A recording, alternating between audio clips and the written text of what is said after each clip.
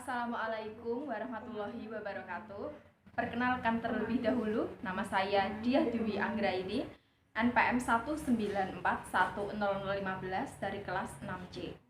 Saya akan memaparkan tugas mengenai dasar-dasar yang menjadi pijakan dalam penyusunan RPP, langkah-langkah penyusunan RPP, dan kendala dalam penyusunan RPP.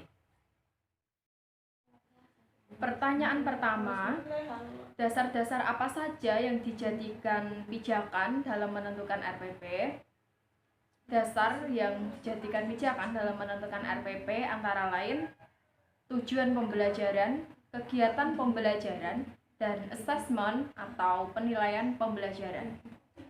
Hal yang paling penting dari penyusunan RPP oleh Mendikbudnadim dijelaskan bukan tentang penulisannya, melainkan proses refleksi guru terhadap pembelajaran yang sebenarnya terjadi.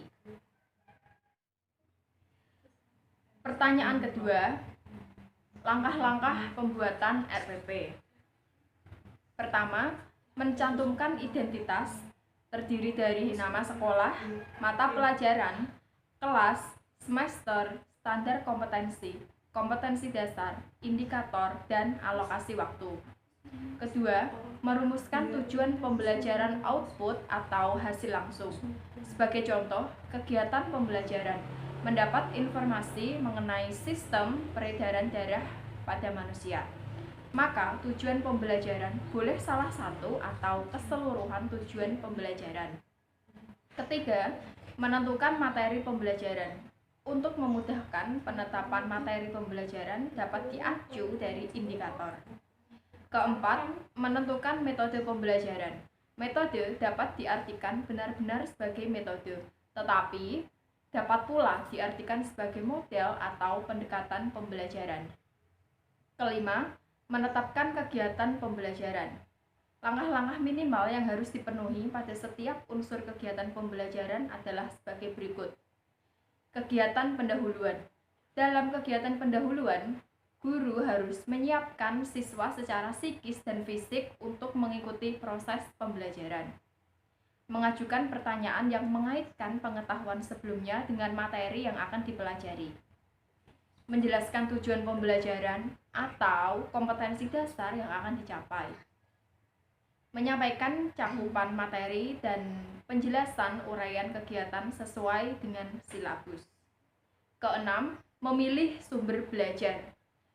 Pemilihan sumber belajar mengacu pada perumusan yang ada dalam silabus yang dikembangkan. Sumber belajar mencakup sumber rujukan, lingkungan, media, narasumber, alat, dan bahan. Yang ketujuh, menentukan penilaian. Penilaian dijabarkan atas A. Teknik penilaian, B. Bentuk instrumen, dan C. Instrumen yang dipakai yang berisi rubrik penilaian. Pertanyaan terakhir, hal-hal yang dapat menjadi kendala dalam pembuatan RPP. Yang pertama, guru belum sepenuhnya memahami esensi dari masing-masing komponen penyusun RPP.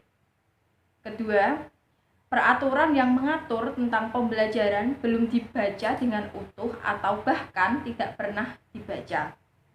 Yang ketiga, kemudahan mendapatkan file RPP dari guru satu ke guru lain yang sebenarnya tidak bisa diterapkan di kelas karena modalitas, karakteristik, potensi siswanya berbeda. Namun RPP tersebut tetap saja digunakan. Dan yang terakhir, kecenderungan berpikir bahwa RPP merupakan pemenuhan administrasi saja. Kendala ini dapat teratasi jika guru mau berubah dari pemahaman RPP sebagai pemenuhan administrasi menuju RPP sebagai kewajiban profesional.